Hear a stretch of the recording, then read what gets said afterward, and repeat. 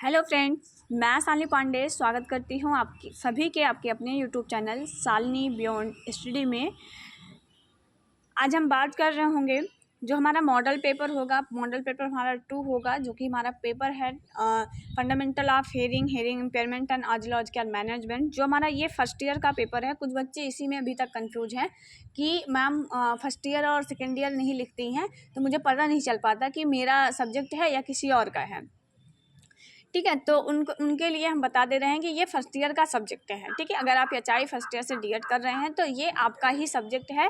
जो 10 तारीख का आपका एग्ज़ाम है उसी पेपर का ये मॉडल पेपर है।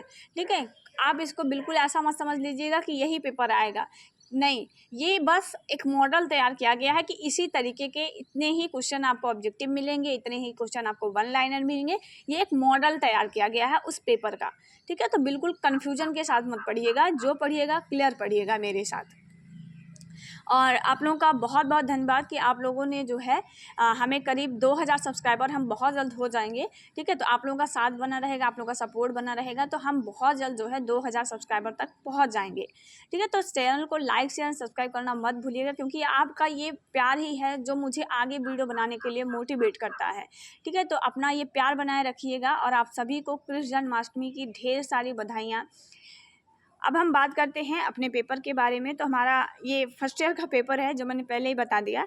और ऐसे कुछ आपको इंस्ट्रक्शन दिए रहते हैं, मतलब कुछ निर्देश दिए रहते हैं कि आपका एग्ज़ाम किस तारीख को है, कितने हावर का आपका एग्ज़ाम होता है। ठीक है, ये आपको निर्देश दिए रहते हैं किस टाइम में आपका एग्ज़ाम है। एक बात आप याद रखिएगा, जो बच्चे नहीं जानते हैं उनके लिए बता दे रहे हैं कि अगर आप फर्स्ट ईयर से हैं ना, तो आपको सेकेंड मीटिंग में एग्ज़ाम देना है। ठीक है, आपका 2 से लेकर के 5 तक आपका एग्ज़ाम होगा।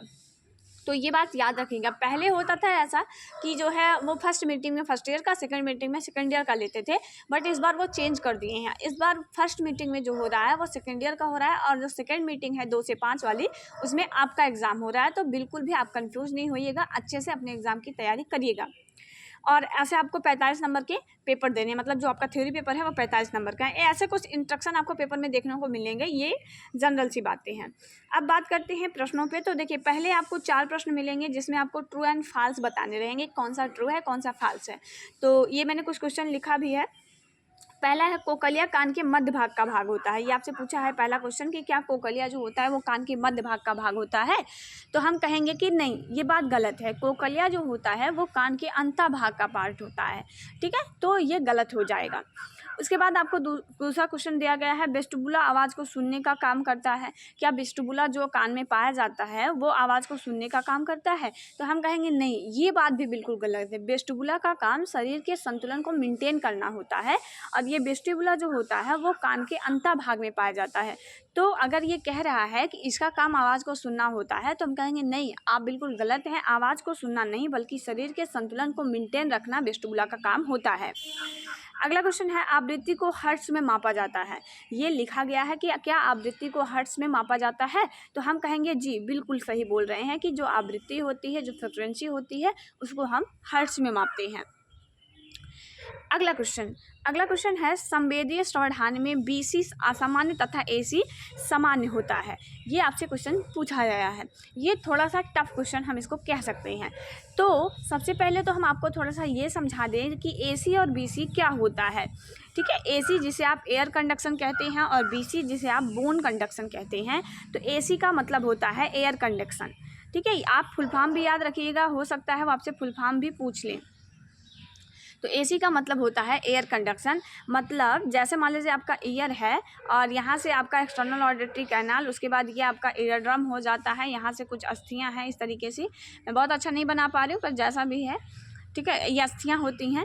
तो जब वायु जो है वो आपके बाह्य कड़ से होते हुए आपकी मध्य कड़ में जाए, ये पूरा मध्य कड़ होता है जहाँ पे अस्थियाँ पाई जाती हैं, और जहाँ पे ये सारे कोकलिया वेस्टिबुला ये सब, ये आपका आंतरिक भाग हो जाता है। कि मतलब बाह्य भाग से एयर जो है वो आपके अंतः भाग तक जाता है, तो उसको हम कहते हैं एसी। और बीसी का मतलब होता है बोन कंडक्शन। जब आपके अंतः भाग से जो आवाज़ है, मतलब अंतः भाग में जो भी एनर्जी रिलीज हो रही है वो वहाँ से आपके बाह्य भाग तक आती है, उसको कहते हैं बीसी। मतलब ये ध्वनि के संचरण की एक दिशा होती है, एसी और बीसी। तो इसमें आपसे पूछा गया है कि संवेदी श्रवण हानि में क्या बीसी अबनॉर्मल होता है। अब हम जानते हैं कि संवेदी जो श्रवण हानि होती है उसमें हमारा अंतः भाग प्रभावित होता है, तो आवाज़ के जाने में तो कोई प्रॉब्लम नहीं होगी, मतलब एसी तो बिल्कुल सामान्य ही रहेगा। लेकिन जो बीसी होती है, आवाज़ के रिटर्न होने में प्रॉब्लम हो जाती है, तो बीसी असामान्य हो जाता है। यही आपसे पूछा भी गया था, तो कहेंगे कि जी बिल्कुल सही पूछा गया है। अगला है आपका पीटीए का पूरा नाम क्या होता है। पीटीए आप लोगों ने पढ़ा होगा, आप लोगों ने श्रवण परीक्षण जरूर पढ़ा होगा। तो जो पीटीए होता है जिसको हम प्योर टोन आइडोमेट्री कहते हैं, ये इसका फुल फॉर्म होता है, इम्पॉर्टेंट है, पढ़ लीजिएगा एक बार आप सभी। अगला इस तरीके से आपको सेकंड पार्ट में देखने को मिल सकता है कि आपको दिया जाएगा कि आपको सारे ही प्रश्न करने हैं, ये निर्देश आपको दिए रहेंगे।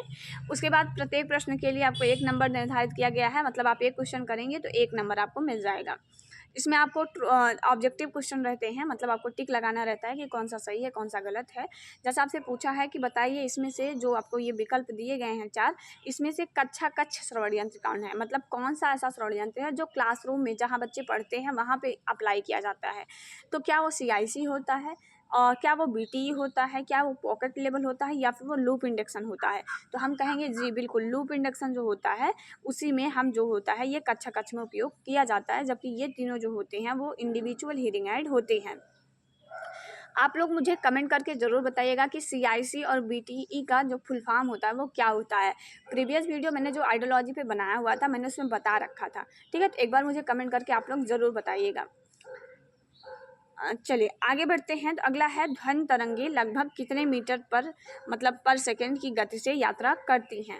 क्या वो 334 मीटर पर सेकंड की यात्रा करती हैं, क्या 343 करती हैं, 356 या 346, ये आपको बताना है। तो हम जानते हैं कि जो ध्वनि तरंगे होती है वो 343 पर मीटर सेकंड जो है वो आपकी लगभग जो है वो तरंगे गति करती हैं, ठीक है। इनकी गति की यात्रा जो होती है लगभग 343 मीटर पर सेकंड होती है, मतलब पर मीटर मतलब पर सेकंड ये 343 मीटर जो है वो संचरण करती हैं। अगला है आपका पोलियो किस प्रकार के रोकथाम के अंतर्गत आता है। कि जो पोलियो होता है आपने पढ़ा होगा प्राथमिक द्वितीयक रोकथाम। तो ये जो पोलियो होता है ये किस प्रकार के रोकथाम के अंतर्गत आता है। तो पोलियो आपका आता है प्राथमिक रोकथाम के अंतर्गत। रोकथाम मैंने करा रखा है, अगर आपने नहीं पढ़ा है तो एक बार वीडियो देख लीजिएगा। तो पोलियो आपका आता है प्राथमिक रोकथाम के अंतर्गत आता है। चलिए अगला क्वेश्चन है 26 से 40 डेसिबल श्रवण वाले व्यक्ति किस तरह के श्रवण बधिरता से प्रभावित होंगे। WHO के अनुसार WHO के अनुसार श्रवण बाधिरता की कोटियों मतलब श्रवण बाधिरता की कोट बताई गई है, उसको आप ज़रूर एक बार पढ़ लीजिएगा, ठीक है। तो हम कहेंगे जो माइल्ड लेवल के हियरिंग लॉस वाले बच्चे होते हैं, मतलब जो माइल्ड हियरिंग लॉस वाले बच्चे होते हैं, उन सारे बच्चों मतलब वो सभी बच्चों की जो श्रवण कोट होती है इन्हीं के बीच में डिफर करती है।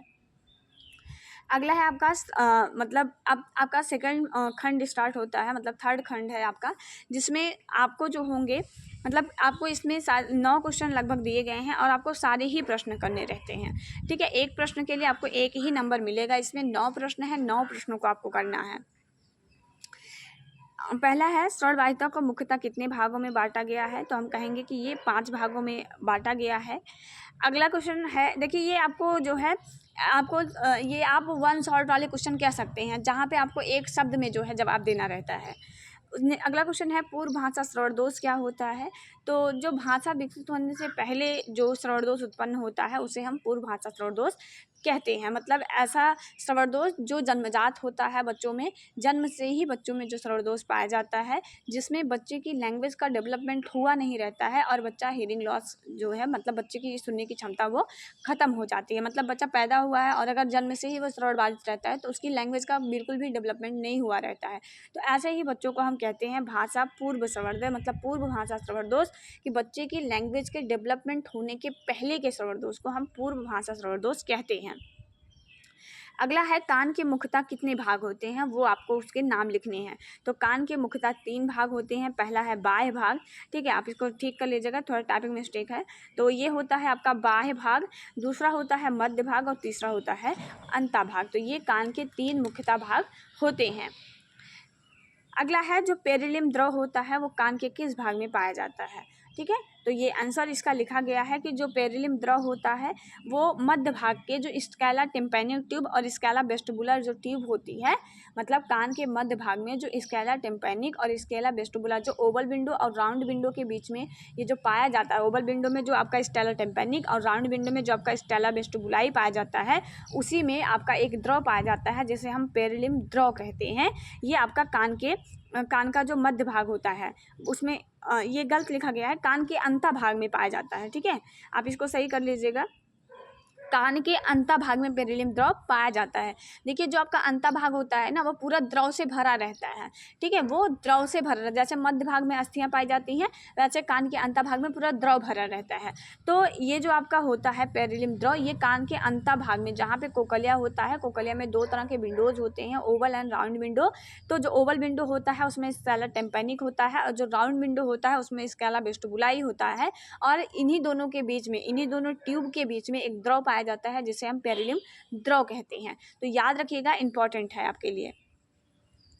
अगला है स्टेपिज का आकार कैसा होता है। तो स्टेपिज जो है घोड़े के नाल के आकार जैसा होता है, मतलब जिस तरीके से घोड़े का नाल होता है उसी तरीके के आकार का जो स्टेपिज होता है वो होता है।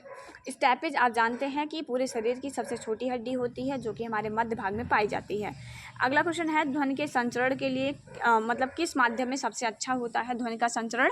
तो हम जानते हैं कि ध्वनि के संचरण के लिए कोई ना कोई माध्यम होना मतलब बहुत ज़्यादा ज़रूरी होता है कि उसके लिए कोई ना कोई माध्यम हो। तो ये जो आपका ध्वनि का संचरण होता है इसके लिए ठोस माध्यम सबसे अच्छा माना जाता है। द्रव में और जो मतलब वायु होती है उसमें भी ध्वनि का संचरण होता है, लेकिन वो उतना अच्छा नहीं होता जितना अच्छा ध्वनि का संचरण ठोस माध्यम में होता है। अगला है आइडोमीटर के कुछ मुख्य भाग के नाम लिखिए। मतलब आपको आइडोमीटर के भाग के बारे में बताना है कि आइडोमीटर के कितने भाग होते हैं, मतलब जो आइडोमीटर है उसमें कौन कौन से पार्ट्स पाए जाते हैं उसके बारे में आपको बताना है।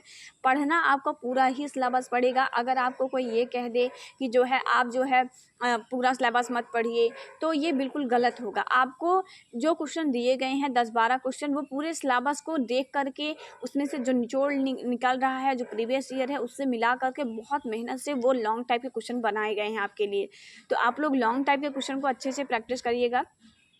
ठीक है, उसके बाद आप ये सारे जो 3 वीडियो में लगभग मैंने 2 वीडियो पहले भी दिया था, एक मैं मॉडल पेपर पे आपको वीडियो दे रही हूँ। तो इस 3 वीडियो में जितने भी क्वेश्चन कराए गए हैं लगभग आपको 70 लगभग क्वेश्चन करा दिए गए होंगे अगर आप लोगों ने नोट किया होगा तो इन सारे क्वेश्चनों को आप अच्छे से करिएगा। एग्जाम में आपको यहाँ से क्वेश्चन देखने को मिलेगा। आपको अपने सिलेबस को एक ही PDF आपको आपके विद्यालय की तरफ से किसी भी आप मान लीजिए मेरे चैनल से प्राप्त कर रहे हैं तो कोई एक PDF उठा लीजिए, उसी PDF को आप अच्छे से रिवाइज कर डालिए। आप 2-4 PDF पढ़ने की आपको कोई ज़रूरत नहीं है कि आप यहाँ से भी थोड़ा पढ़ें वहाँ से भी थोड़ा पढ़ें, तो आप कंफ्यूज रहेंगे। अगर आप 2-4 PDF पढ़ते हैं, कोई एक PDF चूज़ करिए कि हाँ मुझे इस PDF को बिल्कुल अच्छे से पढ़ डालना है, या मेरा जो नोट्स है मुझे उसको बिल्कुल अच्छे से पढ़ डालना है। इस टाइम में जो आपका ये बचा हुआ समय है अभी आपके एग्ज़ाम का, आप इस समय में सिर्फ अपने पे फोकस करके जो भी आपने प्रीवियस पढ़ा हुआ है उसको रिवीजन पर आप फोकस करिएगा।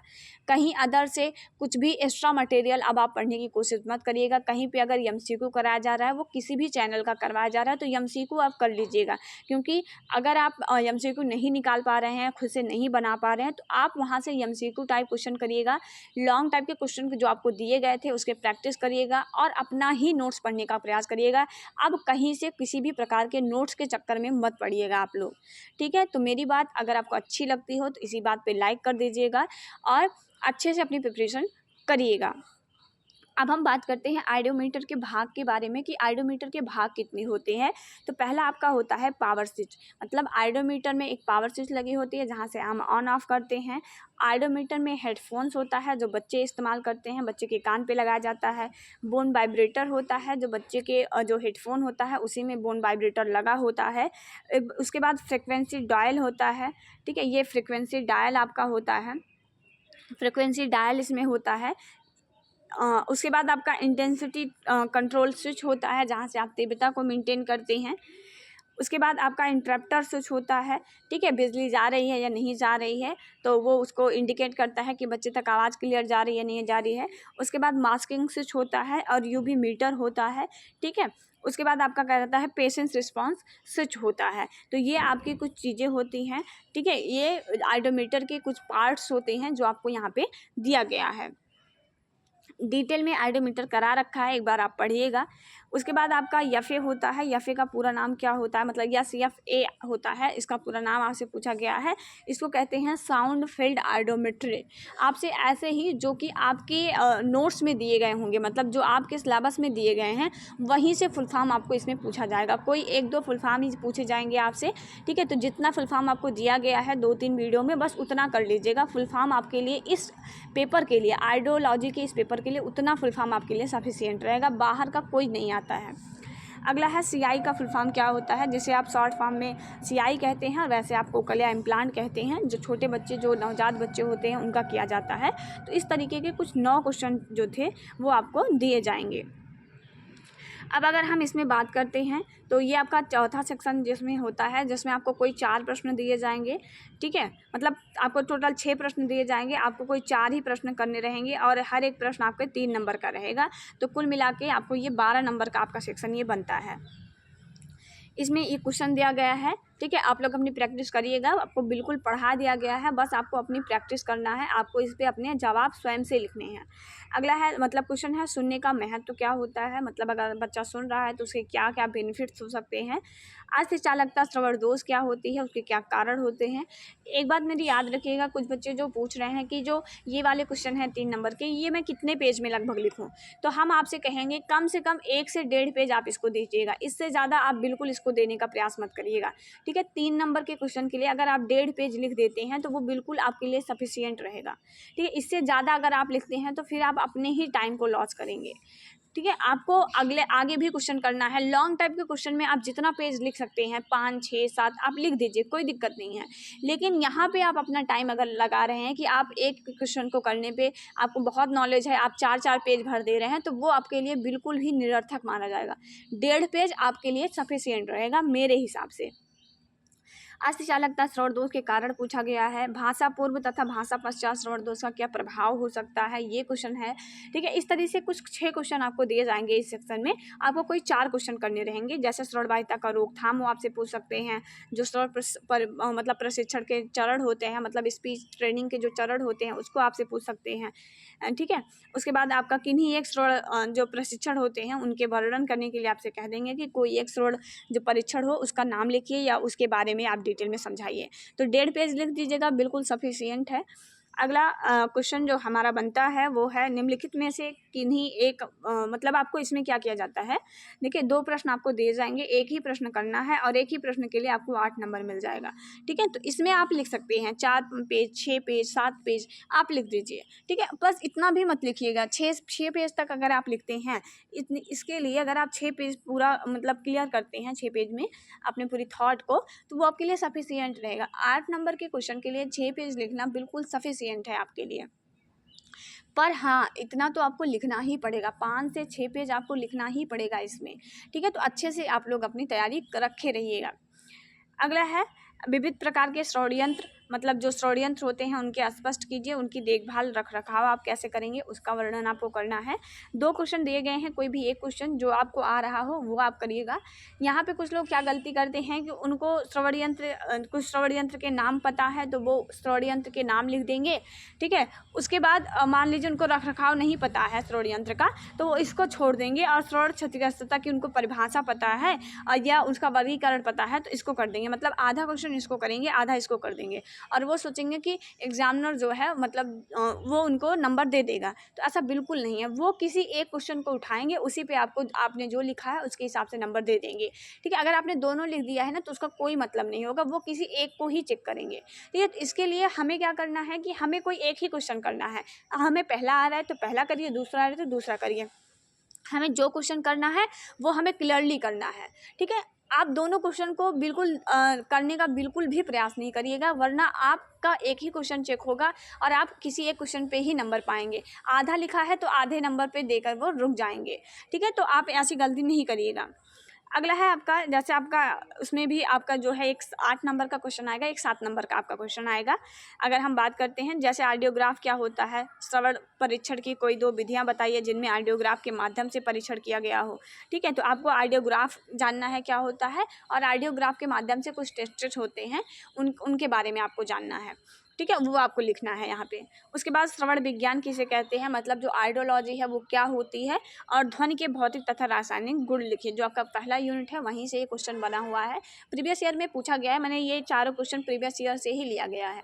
ठीक है, जो आपके 2016 से लेकर के 2021-22 तक पेपर हुए हैं, बस वहीं से क्वेश्चन बना दिया गया है। तो ये चारों आपके प्रीवियस ईयर के ही क्वेश्चन मैंने इंक्लूड किया है। तो इन सारे क्वेश्चनों पर आप अपनी अच्छे से प्रैक्टिस करिएगा। बिल्कुल भी अगर मान लीजिए आपको इसमें से कोई क्वेश्चन नहीं आ रहा है, ठीक है, और आपको लग रहा है कि मैं नहीं कर पा रहा हूँ, तो आप अपनी समझ का वहाँ पे थोड़ा सा इस्तेमाल करिएगा। और यहाँ पे जो है आप क्वेश्चन को अपनी भाषा में आपको जो समझ में आ रहा है उसको लिख करके ज़रूर आइएगा। किसी भी क्वेश्चन को आपको छोड़ करके नहीं आना है, जो समझ में आ रहा है उसके बारे में वो लिख करके आइएगा। आप डेफिनेटली पास हो जाएंगे, आपका बैक नहीं लगेगा। ठीक है, बैक से बचने का, अगर आपको कुछ नहीं आ रहा है तो भी आप कॉपी ज़रूर भरिएगा, आप ज़रूर कुछ ना कुछ उसमें लिखिएगा।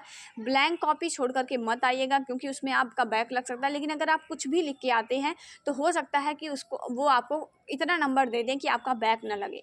ठीक है, तो अच्छे से प्रिपरेशन करिएगा। मेरी बेस्ट विशेष आप सभी लोगों के साथ है। ठीक है, तो आप सब लोग अपनी तैयारी करिएगा। जहाँ पे मेरी ज़रूरत आपको लगती है आप हमारे टेलीग्राम चैनल से जुड़ करके हमें बता सकते हैं कि हाँ आपको इस चीज़ की ज़रूरत है। हम वो चीज़ें आपको उपलब्ध कराने का पूरी तरह से प्रयास करेंगे। मिलेंगे नेक्स्ट वीडियो में। अपना ख्याल रखिएगा, अपनी फैमिली का ख्याल रखिएगा। जय हिंद, वंदे मातरम।